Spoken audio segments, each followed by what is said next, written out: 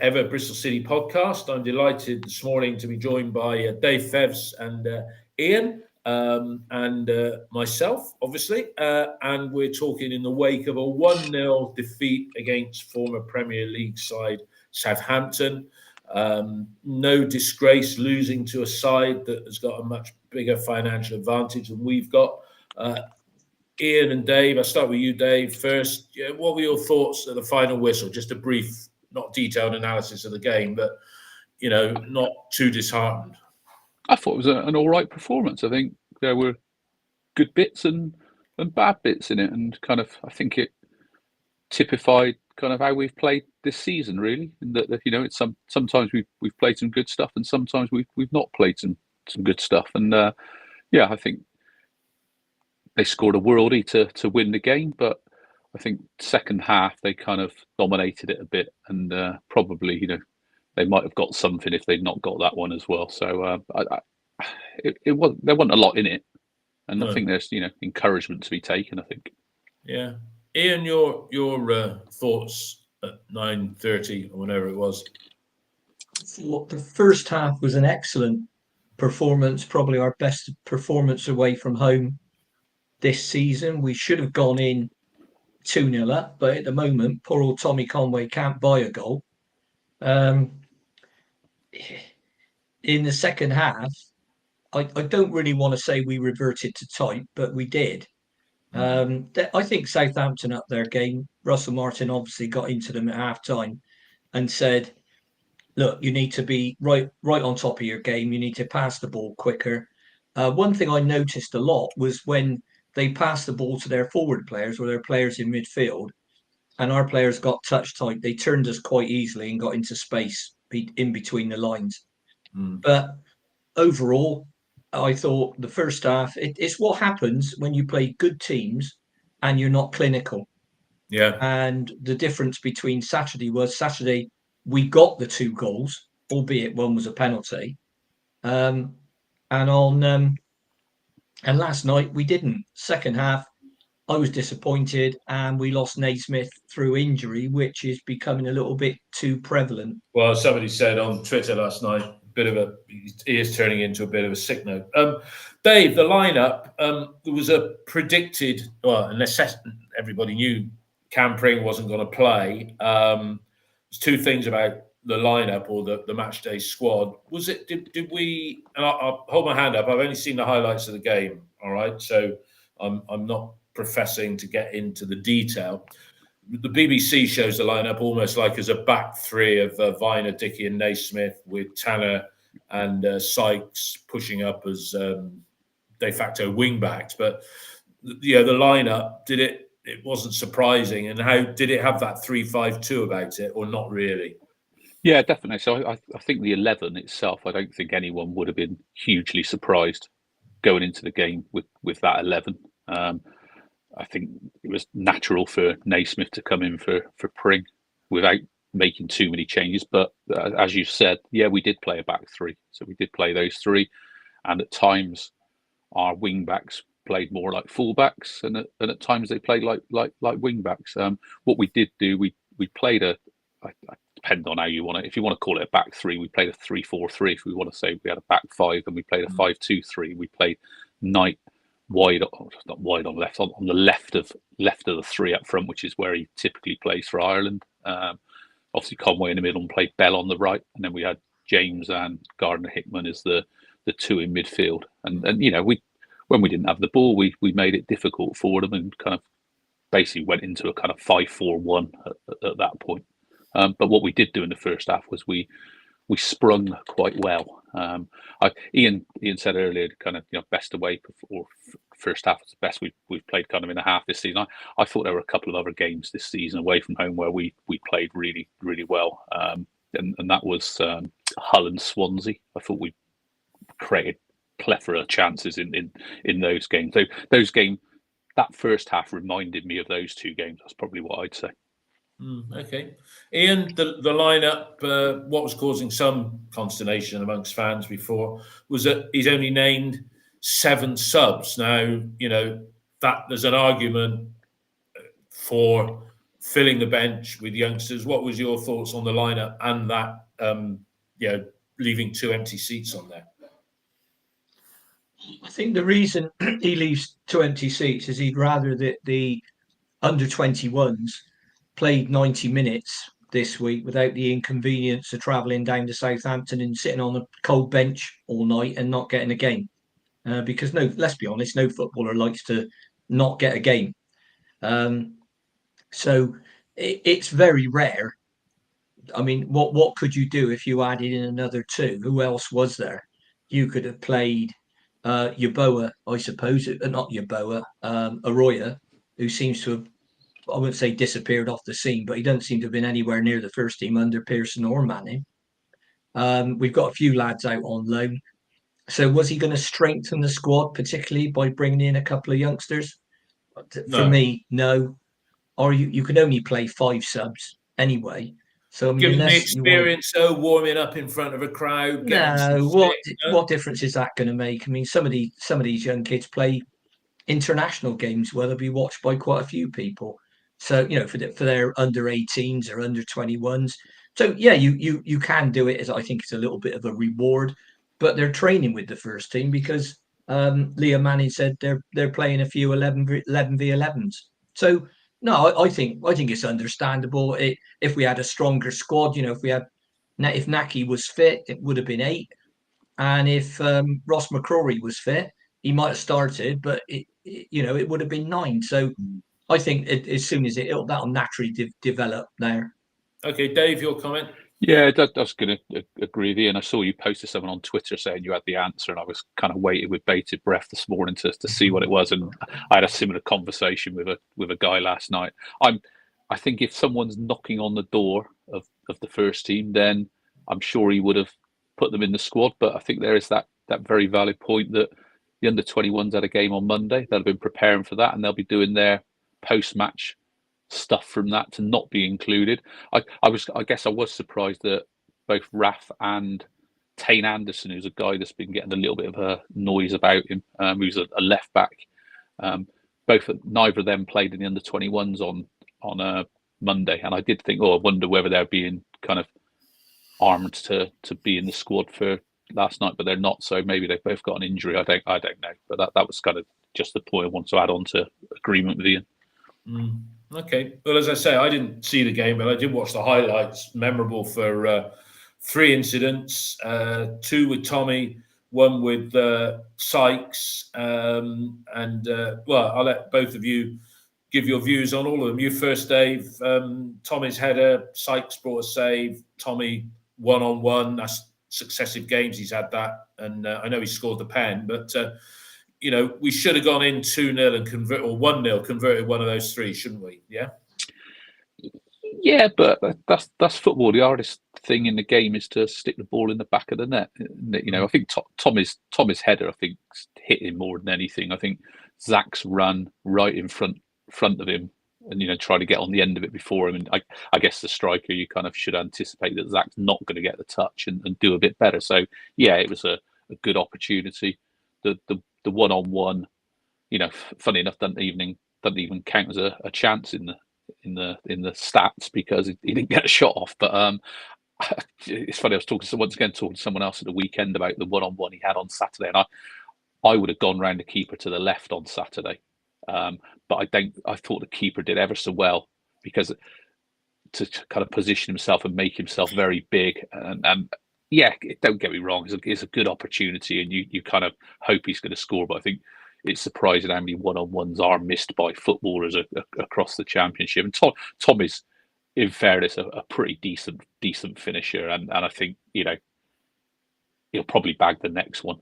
And then Sykes' header, what a wonderful save from the keeper. I thought it was a really difficult chance for Sykes. Saving the 1-on-1 and then the header, yeah, he did. Yeah, definitely. I think Sykes, the kind of header bouncing ball has been pinged across the box. I thought he did really well to kind of get it on target, and then kind of waiting for the net to go, and the keeper's clawed it away from nowhere. So yeah, but a bit unlucky.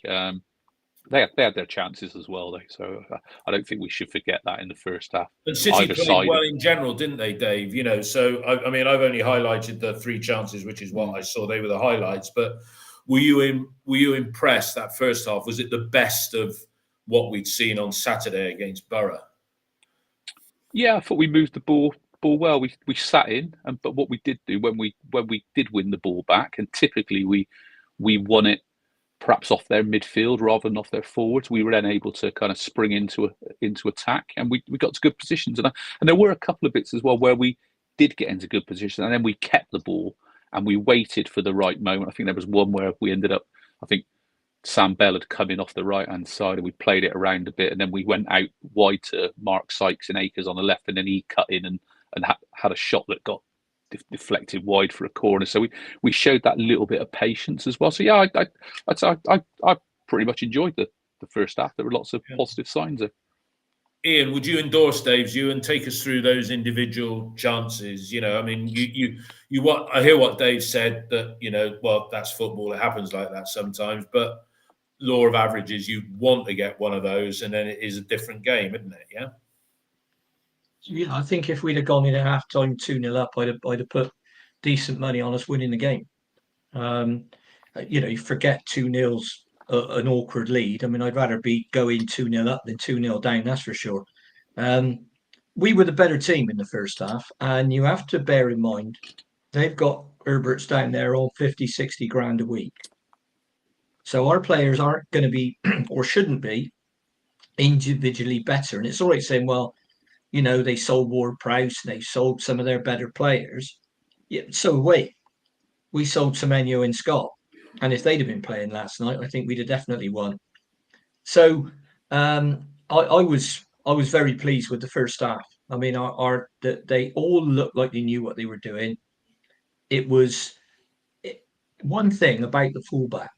People keep saying, "Oh, why don't George Tanner get forward more?" And I've said before, if I was a fullback in that team, or before Manning got there, I'd be absolutely terrified it going forward, because we lose the ball high up the pitch.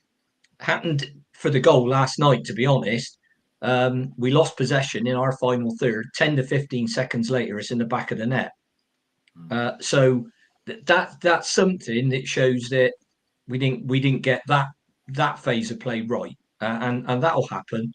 But yeah, I mean, with the three at the back, it gives the fullbacks, the wing backs, more license to get forward. And if we were playing wing backs normally, you'd expect to see Mark Sykes on the right and Campering on the left. But I thought George Tanner was one of our best players last night. I think he had a really good game defensively. He got forward. He showed he can attack and he can cross the ball. So I think he can play there, but it's that, I'll call it a comfort blanket of knowing he's going to be covered when he bombs forward. Yeah. So I because of injury, unless we blood one of the youngsters I've been talking about, we're probably going to have to revert to a back four on Saturday, I would guess. I'd still make another tactical tweak in playing 2 forward. Let's talk about Saturday, Sunday. In fact, let's talk about Sunday. In terms of last night, Tommy has been a good finisher. He's lacking confidence at the moment. On Saturday, Dave said he'd have tried to take the ball round the keeper. Shows we're all different, because I'd have tried to dink it over him when he came out and he was down. It wasn't like he came out and stood up for a long time. He came out and got down quickly. I'd have tried to dink the ball over him. And last night, I think he should have taken the shot earlier, before the keeper was set or could get set. There was a big change in finishing. And Wayne Allison had a season when he started scoring goals, he was missing, and he'd been coached to take the shot earlier. Don't get so close to the keeper. Don't give him the option of coming out and smothering it. Now, sometimes you can't help that, because you just haven't got any room and you're 8 yards from goal and the keeper's right on top of you. But other times, like Saturday and like last night, Tommy ran through, so he had more choices. But as he got close to the keeper, those choices completely diminished. The header, I think he must have been unsighted by because Zach, he lurched back, didn't he? Well, the ball hit him more. Zach ran more right in front of him, Ian. Yeah, and it looked like that, because it was like, oh, I'm not going to get it. Oh shit! And it went over the bar. And yeah, we've done that. So yeah, do I think Tommy's a real good player and on his day a real good finisher? Yes, but he needs to get goals, needs to be confident, which is why I'd start Cornick next to him because he needs some help. And however we play, we're not suddenly tomorrow, and I some of the comments after 3 games, I could cry. I really could, but I won't. We're not going to start suddenly playing cosmic football with exactly the same players. Of course we're not. I'm ever so sorry and all that, but it's not going to happen. No. So, people say, well, I can't see much difference. I can see difference. But I'd like to see him have a partner up there because I think it would make us a better attacking team. And we definitely need that against Norwich because they're a team that are good in attack and they can't defend. Well, no, that's absolutely true. They're having a bit of a mixed season, aren't they? Dave, what we have seen, it's a bit worrying. We've had 2 games now where we've conceded goals immediately after the restart, and Borough, they came into that game 1 defeat in 12, so they probably got a roasting from Carrick, and with 52 minutes on the clock, the lead had gone. Last night, yes, it was a worldie, but 47 minutes gone, as Ian said, the play, 1 minute we were attacking, next minute, 15 seconds later, the ball's in the back of the net. It was a worldie, but is that a worrying trend? I know it's just 2 games that Liam Manning will say, come on, we got to be on our mettle in that first 10 minutes after the break. Yeah, I think you answered it when you said it's just 2 games. For me, it's I'll wait for a lot longer before I kind of think it's a trend or not. I think as well the goal last night was completely different to the one we conceded Saturday. So I don't see a trend. I think goals go in at all manner of time. I did some analysis early in the season trying to look at. I always felt that City conceded chances in batches, i.e., we didn't take the sting out of the opposition.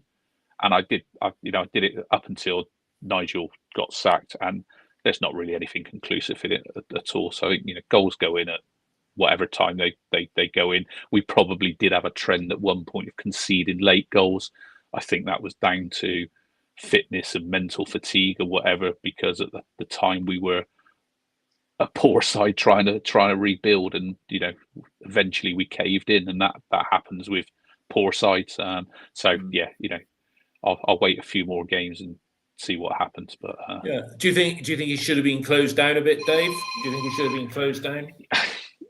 Yeah, I think Matty James can do a bit better, but I think you also look at it and think, you're showing a right back onto his left foot from just outside of 20 yards away, with kind of bodies in the way, and it took a perfect shot to beat Max O'Leary. So yeah, kind of shit happens, I'm afraid. Yeah, certainly did, and it was a decisive goal. Ian, do you agree with Dave? You're not going to stop a worldie like that. It was in its own way, not the same, but to some extent, a bit like TGH's goal. It was identical to a goal we conceded against Burnley at home last season, where we show the guy Benson, who was actually a left-footed right winger, as is the modern vogue. Showed him onto his left foot, and he said thanks very much and stuck it in the top corner. And that time the offending player was one Alex Scott, who didn't get close enough to stop him doing it. Now, great shot, and I'm taking nothing away from the lad, but if Matty James had been half a yard closer to him, that shot would have hit him. So it's like all goals. All goals at some point are preventable. Saturday, we threw 2 in the net for him. Particularly the Zach goal. I don't know what Zach was trying to do, but whatever it was, he should have done anything else but that. But once again, as Dave said, stuff happens, doesn't it? So and Zach has been a giant for us for the last season and a half. Yeah. So we say, right, okay, next time that happens, we do this. And up until then, I don't think Max had been really troubled. It wasn't like they there were shots coming in from all angles. Pepper And the goal. They didn't pepper the goal, is what you're saying, Ian. Yeah. Well, they had 5 shots on target all night. Well, okay, we only had 1, but that is a little bit of a quality issue. But on Saturday we had 8 on target out of 10. So it's like Dave said, you can't take 2 of anything and call it a trend. So let's have a look and let's decide if we can. Let's decide if we can improve those things. Obviously, coming back to it, it's going to be subject to the number of the players that you can put on the field. And for example, Naismith, based on previous injuries, he's going to miss at least 10 games if it is a hamstring. Please God, it was a bit of cramp in it, and he'll be out there on Saturday, but I don't think so. And you can't expect.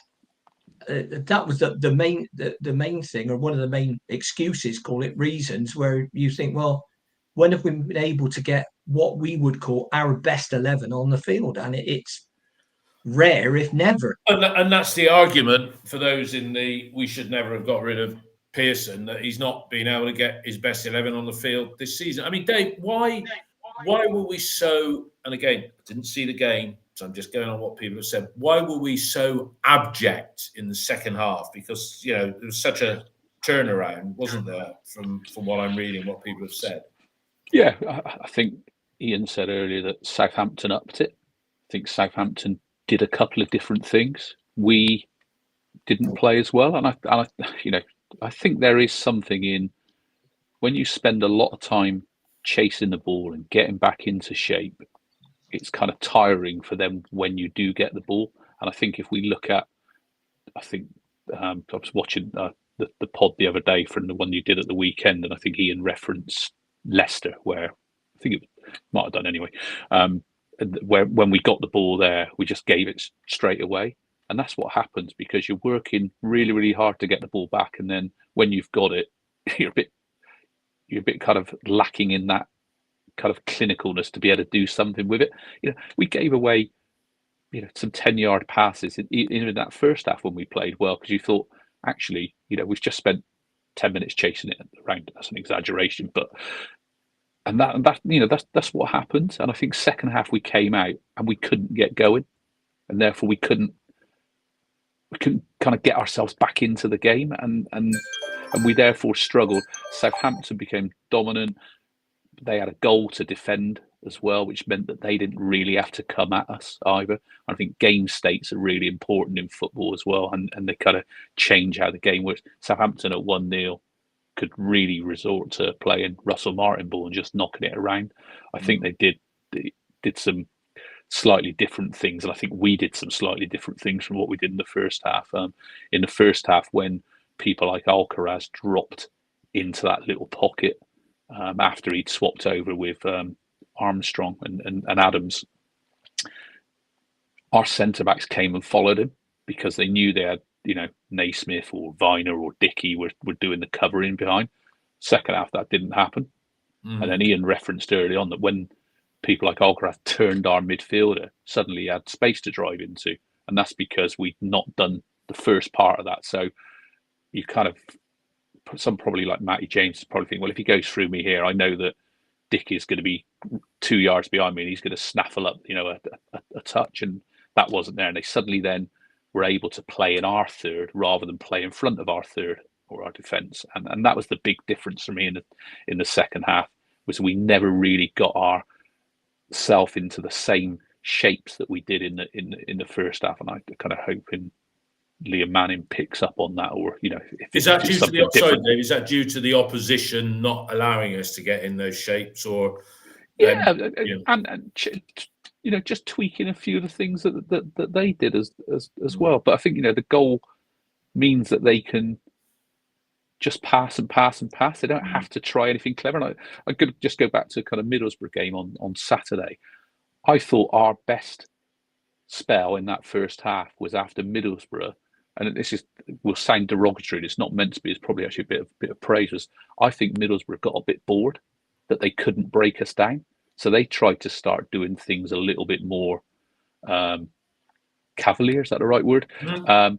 And we picked them off, and we started to break on them, and that's effectively where all of our chances came from on Saturday was transition, and what we weren't able to do last night was kind of pinch the ball and get into transition in the second half, and therefore we couldn't take any pressure off us, and it just become a kind of game where we'd spend a while getting the ball back, and then we'd give it straight back, and that kind of happens, and it's happened against those better quality teams, the Leeds, Leicesters and Southamptons, although I don't think Southampton are in the same quality as Leeds and Leicester, but they're games where those teams are better than us. Yeah. I mean, the thing is, Ian, if you look at it, we've played now the 3 relegated sides away from home, Leeds, Southampton, and who's the other one? Leicester, yeah? And it's been 1-goal margins in each of them. So, you've got to say, well, we're not doing too bad, really, are we? But, what? Last night was the best performance of those 3 in the first half. Beyond shadow of a doubt. We actually went up there, went to Southampton, and we gave them a game. We gave them a fright. Well, Leeds fans said that as well, Mandy. And Leeds fans said, because we saw the comments on YouTube, a lot of them, they said, you're the first team that went to Ellen Road and tried to take us on, and we scored in that one, didn't we? Yeah, I mean, I don't ever like it. I mean, okay, look, if we draw Man City away in the FA Cup and we go up there, we don't want to, give them a game of football and lose 8-0 or 8-2, something like that. So I appreciate in games like that, you have to be a lot more defensive, attack entirely on the break, press them very occasionally because they'll play through you, round you, over you, go past you, anything you like. Because then you're not talking about 50, 60 grand a week players. You're talking about 250 to 300 grand a week players. And it does make I keep talking about money, but it does make a massive difference. So in any walk of life, not just football. I was, like I say, pleased with the first half. Second half, it was the stuff that Dave said. We didn't do what we were doing in the first half. Now that's probably 50-50, us not doing it, 50% Southampton not letting us. And that's really all you can say about it. But I certainly wasn't disheartened. No, okay, Dave. The substitutions. Naismith went off with an injury on 70, but then there was a double substitution of Cornick and Vyman coming on for Bell and Conway. I mean, Andy Vyman's not on his game at all at the moment. Sam Bell's having a bit of a tough time of it. What do you think of the timing of the substitutions and Sam Bell and Vyman and Cornick's contribution? I'll ask Ian the same question, but you first, Dave. I'm thinking in terms of timing, we needed to seem like we needed to make a change. We needed to find some way to get back in the game. Southampton were, dominating the game at that point without necessarily creating tons and tons, although they looked a bit of a threat. So I think, timing wise, about time to make a sub. I didn't think Andy did hardly anything when he came on. You'll know I'm normally pretty favourable about Andy, but I don't think he got into the game last night at all. I thought Harry Cornick did all right, and people are laughing at his heavy touch. Well, once again, that happens all over. You ran 50 yards with the ball, and you kind of get into that moment where you need to make the really, really clinical decision, and you kind of you're a bit gone, and he just overran it. But I thought he made another decent contribution. I think he's proven to be a useful member of a mid-table squad. Would you play him up front like Ian's suggesting in a 2? Looking forward to Sunday. I kind of, without getting into formations, because I'd be hypocritical if I did. But I think what we do need is we need someone closer to Tommy Conway, or we need 2 forward type players playing closer together somehow. However you do that, I'll probably hark back to last season when Semenyo was still here. Semenyo played halfway between a left winger and a centre forward, and therefore he was close to either Naki Wells or Tommy Conway, whoever he was partnering. And also that meant that they had a physical beast up there with them who could take a bit of the centre half battering that they might get. So I think Ian's right. We do need two up there. How we play those two is, up for Liam Manning, I guess. Yeah, I mean, Ian and Andy Vibe, Sam's having, I know he scored, was it 4 or 5 goals this season or what have you, and he did well for England the other week, but, he does look a little bit like a little boy lost out there at the moment, and Andy Vyman, Dave, mildly critical there, and he isn't usually. I've been saying Andy Vyman, not on it at all this season, so you weren't going to shake it up. And then Anis came on with 15, 20 minutes, if you include added time. How did he play, and what was a cameo? Because I thought he did all right in the little showing he did on Saturday against Borough. Well, he had an opportunity when he got himself into the box and he was fronted up by 2 defenders. And during watching the training clips, they were getting him to finish with his left foot quite hard across the keeper or up to the keeper's near post. So because he lacks confidence and lacks belief, he came in on his right foot straight into the 2 defenders and couldn't get a shot away. And that is, it was a little bit like the Saturday one where he actually forced the keeper to make a decent save with his left foot.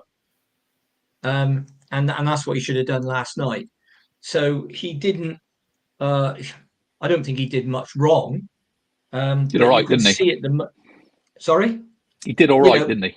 He did all right. I thought, like Dave, I thought Cornick was Cornick. He was effective. He was a pest. He was a nuisance.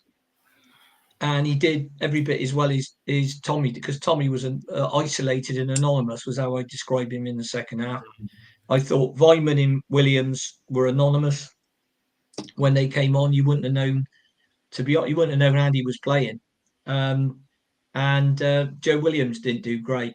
So I think you start to cast your mind to, well, what do we think is going to happen in January and what do we think is going to happen in the summer? And as you know, we've got 8 guys out of contract. And I think at the moment, only Matty James is looking like someone you'd offer an extension to based on how he's doing now. But it does depend at the end of the season. And there's still a lot of time left in the season. Oh, God, yeah. People Definitely. to go from zero to hero. Absolutely. I just want to read some of the text comments that have come up here. Ross Edwards says it was like attack versus defence training exercise in the second half. Peter Wills said we look better, but what we lack is a finisher, too lightweight up front. Steve Taylor, sorry guys, who's the 16-year-old that was mentioned in the fans forum? I don't know what that's about. It wasn't mentioned unless anyone knows who they're talking about. And then Matt Moore said, I thought Tanner looked much better and more attacking. Tommy needs to have taken one of those chances, although difficult to see in the away end. So, okay, we're at the end. Last day of November today. We've got a batch of 5 games coming up in the next 19 days. That's December the 3rd, Norwich, and then Hull on Friday the 22nd. That takes us to the halfway point in the season. I've just done a quick calculation. 8 points. That's 3 against Norwich, draw at Huddersfield, lose at Blackburn, beat Sunderland. They lost at home to Huddersfield last night. Get a point at home against Hull. 8 points on the 25 that we got. That's 33 points at the halfway station. Double it, 66 points. That's what we are, Dave, isn't it? We're until something changes, we're that mid-table 12th, 11th, 10th, yeah? I think so, yeah. I think it's going to be difficult for Liam Manning to, turn us into a top 6 side that the hierarchy think we are already without investment in players. And I can't see any deviation away from that. I think what we have got is a team that will work hard, they'll stay in games, they'll be competitive, but we'll always be around that +1, -1 goals for or against, I think. And that's the kind of side we are at the moment. And that'll leave us in that kind of mid-table position. My cards on the table with Liam Manning, I think he's, in terms of the managers to come in and continue what Nigel Pearson has built, I think it's a good choice. I'm right behind the guy, and you'll know I love Nigel Pearson, but I'm right behind Liam Manning, and I think he's coming in at a good point. He's got a reasonable squad, but it does need improvement, and and he needs probably get a couple of players back from injury without losing any more players through injury as well. So, yeah, I'm hoping that we can get to the window and through the window and still be in a similar position to what we are now. 4, 5, 6 points off of the playoffs, because that means if you do have a run, you'll be in the playoffs. And and if we do strengthen the squad and we have a run, then we give ourselves a chance. But I think that's what he needs to do for me. And I've listened to every single one of his interviews so far. I thought the one at the fans forum, I think he actually meant that the fans forum actually kind of came out with a little bit of a success, because I thought it was pretty poor apart from him, and he shone massively above the other three. The general view was that he was the best performer at the fans forum. By a country mile. So I like what he says. It's not about what he says, though. It's about what we do on the pitch. I think there's some little things I can see that are different. I don't think they're having a major impact in terms of overall performance and overall results. I don't expect them to either, because we're stuck with the players we've got. And I don't think they're a bad bunch of players, but we lack the quality. Ian mentioned it just now that, you add Antoine Semenyo and Alex Squad to that team last night, we look a different kettle of fish. That's down to players' ambitions, and also the club's ambitions of not backing, not spending enough money. As you said, if they'd have bought a couple more players of the. I get a bit frustrated by people saying, "Oh, well, they obviously didn't want to back Nigel Pearson." Well, how ridiculous is that? In my opinion, it's that they should be backing the football club, and why waste half a season on not backing the manager because you don't like him, when you could actually have had 2 more players in, and you could be sat there in the playoffs now, couldn't you? Dave, I do cut think, off your nose, spite your face. Yeah, I do think, though, I don't think they liked him, and it's their train set, and people who run their own businesses, and you'll agree with this, Ian, people who run their own businesses, they make some crazy decisions, and clearly he'd rattled the wrong cages. I mean, Ian, just picking up on the point, not so much about Lansdowne and Pearson, but, I predicted 8 points from the 5 games prior up to the 22nd of December, before we get a little break before Boxing Day. Takes us on to 33. That's starting with 3 points against Norwich. 3 of those 8 against Norwich. Not going to be easy Sunday, is it? The championship games are. No. You've got this. I don't want to get fixated, because I think a lot of people are, with the parachute payments, but they create an uneven playing field. And it's not slightly uneven, it's highly uneven. Now, when you get clubs that come down and they've got top class players as well, so they not only get the 42, 43 million first year parachute payment, they sell their better players. So, for example, Leicester sold James Morrison for 40 odd million. They sold RV Barnes for about the same money. So they've got that on top of the 100 million. And they're a good sized club with their attendance wise, sort of around the 32, 35,000 mark. So you'd expect them to do well. And that is, we can't, how do you deal with that? Well, what you'll have to do is do the stuff they're talking about and give the other clubs in the EFL more money and gradually phase the parachute payments out, which for Premier League clubs is a bit like turkeys voting for Christmas. So, but the government have now said, well, if you don't do it, we're going to legislate and we'll make you do it. So come up with a plan, guys, because and the parties of all colours, blue, orange, red, are saying the same thing. So they know they're not going to get away with it. So apparently they've got about just like shy of $1 billion that they're going to spread across the rest of the game. But they can't agree at the moment exactly how, which once again is no surprise. But if they think they're doing it as a delaying tactic, it really won't work, and they're going to get hammered by a regulator. So that'll help. But once again, I look in the top 3, and I can also see Ipswich. I was just going to say, Hull, Ipswich. Well, hang on, Hull. Are West Brom still getting any parachute payments, Dave? I think this is their last season. I can quickly check for you and carry on. I'll have a look. So you've got those three up there. You've got Preston up there, who definitely ain't getting Blackburn, was it parachute Blackburn? payments, and Blackburn. Now, Preston are up for sale. You can buy them for 40 million quid. They're 70 million in debt. So once again, they're half the clubs in the Championship are up for sale. Then probably there are more that haven't just openly come out and said, "Yeah, we're up for sale." I mean, we know from what Steve said that if he gets the right offer and it's right for the club, in other words, it's not an asset stripper, then they would go with it. But John updated us and said, no news, and there probably ain't going to be any news. Not in the world we live in at the moment. People aren't queuing up to buy Championship clubs. Now, West Brom are out of parachute payments. They only got the 2 years worth because they went up and straight back down. The other teams with parachute payments this season are Watford, Southampton, obviously, Norwich, Leicester, Leeds.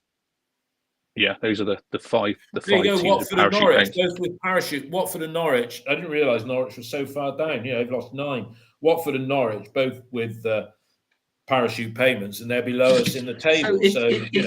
It still needs to be managed, coached. But obviously, if you have got that money, it helps you. It certainly helps you in terms of not being in breach of the profit and sustainability rules. So I think the investment is key.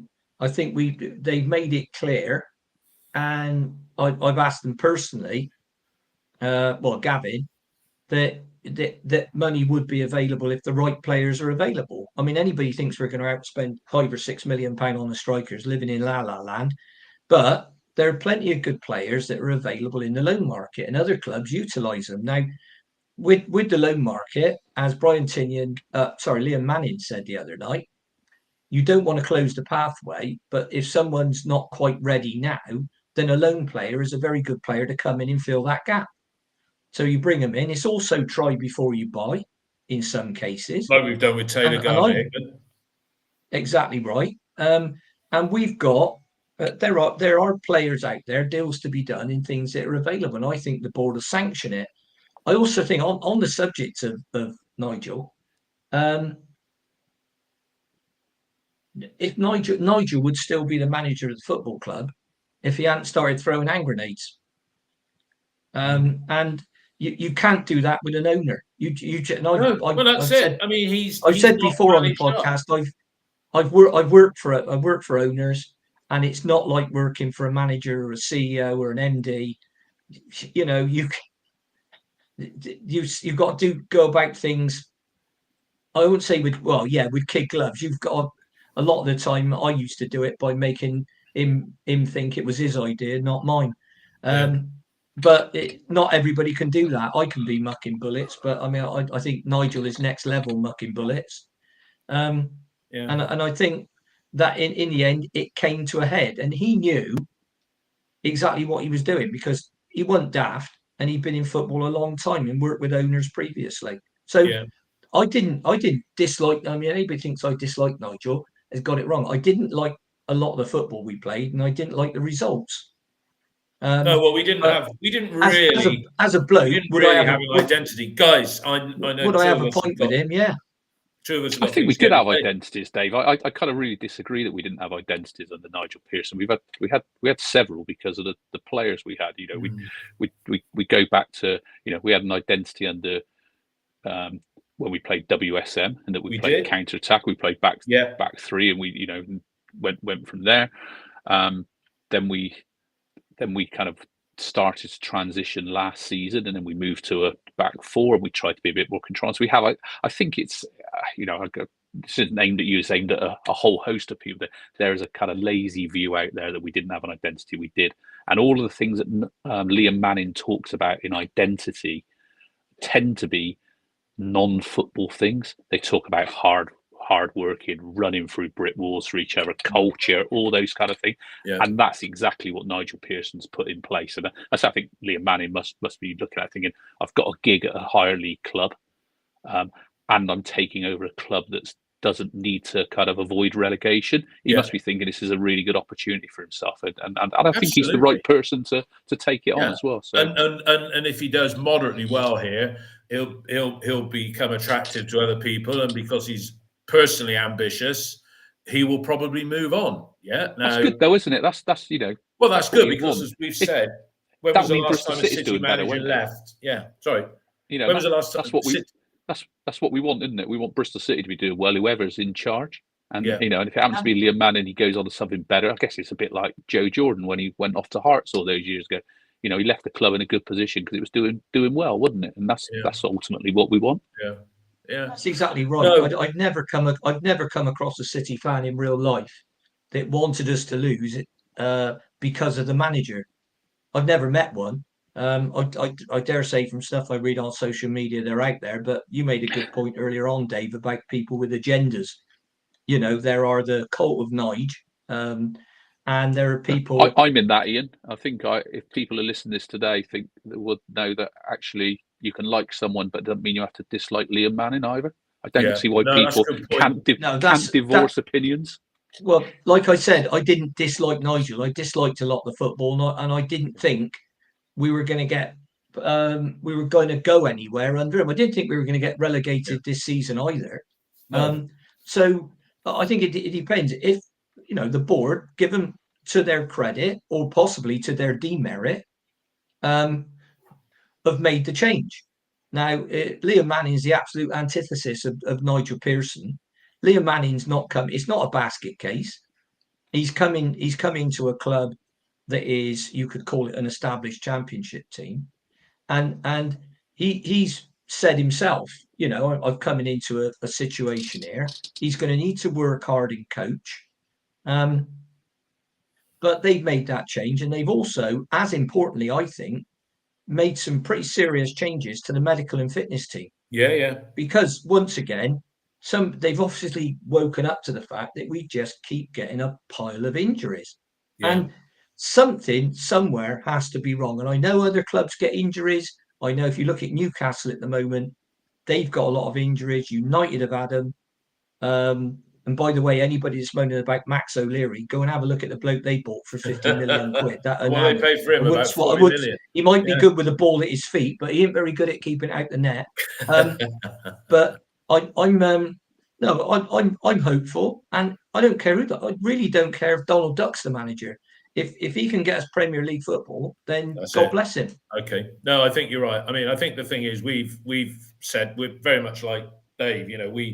We're Nigel did lots of good things. You said about the identities, Dave. You talked about multiple identities because it was a back three, then it was a WSM, and he had multiple identities, but we never had one that we stuck with, not for any other reason, because of just circumstance, I mean, when we went from a back three to a back four, that seemed to stumble on that, and that promoted the good form. But WSM. It was in the cup game against Swansea, wasn't it? Just quickly, we're playing Norwich on Sunday. In terms of home form, City are now in current form. We're the 7th best team in the division.